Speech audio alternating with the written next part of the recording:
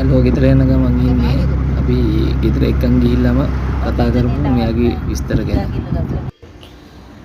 මේ ඉන්නේ මම අද ගෙදරකින් බේරගත්ත මේ කුණු කට්ටෙක්. පොළොන්තෙරිසා නැත්තම් කුණු කට්ටා.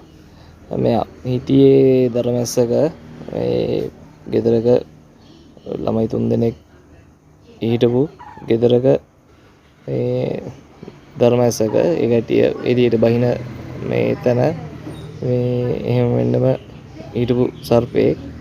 ඉතින් මෙයාගේ ජීවිතේත් බේරලා අනිත් අයගේ ජීවිතත් ආරක්ෂා කරගෙන මේ මෙයා බේරගත්තා. ඉතින් මේ වෙනකොට ලංකාවේ වැඩිම දර්ශන ප්‍රමාණයක් තියෙන්නේ මේ මෙයාගෙන් කියලා කියනවා. එතකොට ඒ වගේම උග්‍රවිෂ සර්පයෙක් ගණයට දැන් මෙයාව ගන්නවා මේ උග්‍රවිෂ සර්පයෙක් විදිහට ගන්නවා මේ පොළොන්තෙරිසා නැත්තම් මේ කුණු කට්ටා.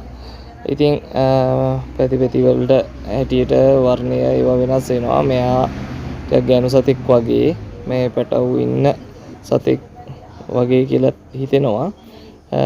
ඉතින් මේ සත්තු මරන්න එපා. උග්‍රවිෂයි තමා.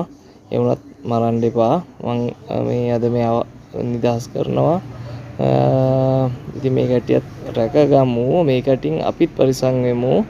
මේ ඒ කියන එකත් ආදරයෙන් මතක් කරනවා.